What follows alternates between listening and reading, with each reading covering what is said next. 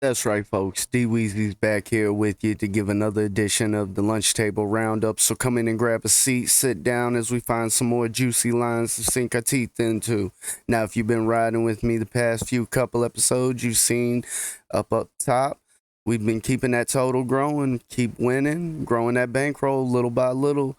Last episode we went 1-1, only a profit of a half a unit, but profit is profit in my book, sitting at 6-3 over the past 4 episodes and looking to keep those W's rolling in. Now, folks, first up on my slate of the MLB action we got is somewhat contrarian to a bit of some of the trends I've seen, but I also found some numbers that back up what I'm about to say. You might notice that I tend to be a bit of a under better when it comes to some things, which is a bit of an unpopular approach to some plays. It does come in with a built-in sweat factor. That being said, if you have a pacemaker, you might want to lay off the unders a little bit. Take it easier on your heart. But you can make sure to hit that like and subscribe button. All right, now let's slide over and take a look at what we got on the menu today. As I mentioned, we do have under coming up. We have the Arizona Diamondbacks and the Cleveland Indians playing with the game total at 7.5. And I think this is something that can be the under and hit. And I think, yes, Cleveland has been one of the better over teams over the past 10 games, but I did see that Arizona is 5-0 to the under in their last 5 road games. Arizona is also 6-1 to the under when facing a team with a winning record. Cleveland has, over the past 16 games in interleague play with teams of a losing record, gone to the under. Now, that can be a bit of a stretched out number taking place over the course of maybe a year, depending on how those matchups line up. But to look at something a little more isolated, we do have in their last 4 interleague games versus a team with a losing record, still hitting that under on the game total, going 3-0-1 in those matchups. So I feel though this may be a bit of a contrarian number towards some of the trends out there, especially with Cleveland. I do feel the under will come in.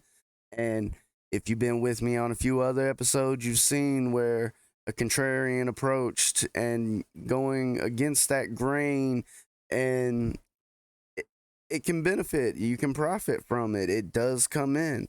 Not to say that, Cleveland's going to become an under team or anything like that, but I see this being the approach on this play, and being able to squeak in at even money makes it a little better in my book. Even as I went to hit the button and submit the play, sure enough, that line didn't move, come down a couple cents from plus 105 to 100. Now, as we move on to the next play that we got on the menu, this is another team that, some might be fading a little bit, seeing as how they just traded away one of their better players, Mancini. I do think this will affect this team some, but given what they're going to be facing on the other side of the diamond in the Texas Rangers, I'm comfortable in leaning with the Baltimore Orioles on the money line plus 112.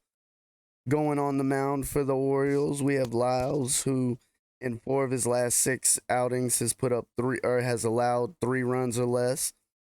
Going 3-1 with 2 no decisions. In both those no decisions, he gave up a total of 4 runs. I do think we'll probably get a good pitching out of him.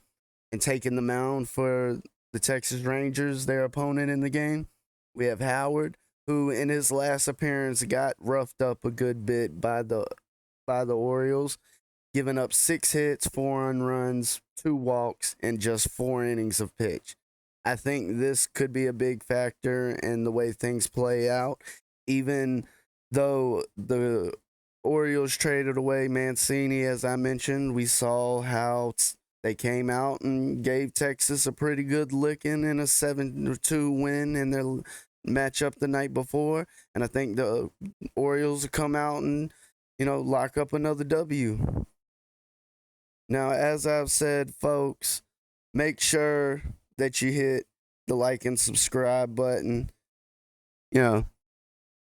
Definitely check out DWeezy on some of the other platforms that I operate on. I do the Lunch Money Bet segment on Lunch Break Hot Takes, and I'm also breaking down NFL game totals currently on the LGR network with my man Caleb. And leave a comment below. Tell me what you're looking at, what you're into. As we creep up on the football season, yes, there will be NFL plays. As basketball comes back around, I'll have that on the slate.